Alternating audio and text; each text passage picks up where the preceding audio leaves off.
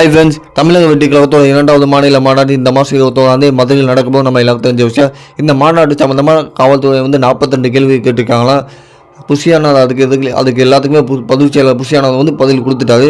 என்னென்ன கேள்வி கேட்டிருக்காங்க பார்த்தீங்கன்னா, இந்த மாநாட்டில் முக்கியமான விஐபி யார் கலந்துக்க போதான் கேட்டிருக்கு. தளபதி விஜய் தவிர யாருமே கலந்துக்கல அப்படின்னு சொல்லிட்டாங்க. அதே மாதிரி கர்ப்பிணி பெண்களுக்கு குழந்தைகளுக்கு அனுமதி இல்லை அப்படின்னு சொல்லிட்டாங்க. இது ஏற்கனவே முதல் மாநாட்டிலே சொல்லிட்டாங்க. இப்போ 2வது மாநாட்டிலையும் அதேமாதிரி இந்த மாநாட்டில் எவ்வளோ பேர் கலந்துக்கு போகிறாங்க கேட்டதுக்கு 1,20,000 ஆண்கள், பெண்கள் 25,000 பேர், முதியவர்கள் 4,500 பேர், 500 பேர் மாற்றுத்திறனாளி, இவ்வளோ பேர் கலந்துக்க போகிறான்னு சொல்லிட்டாங்க.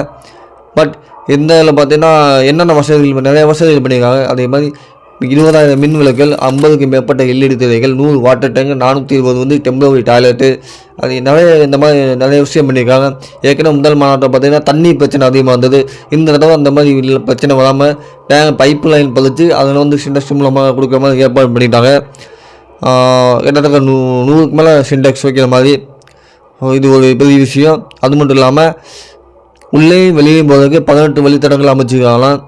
அதே மாதிரி எல்லாமே நிறைய ஏற்பாடு பண்ணியிருக்காங்க. ஸோ மாநாடு இப்போவே பணிகள் வேகமாக நடந்துகிட்ருக்கு. இன்னும் கொஞ்ச நாள், இன்னும் ஒரு 2 வாரம் தான் இருக்குது. ஆனால் பெண்கள் குழந்தைகள் அதிகமாக கலந்துக்க முடியாது. அதனால் இப்போவே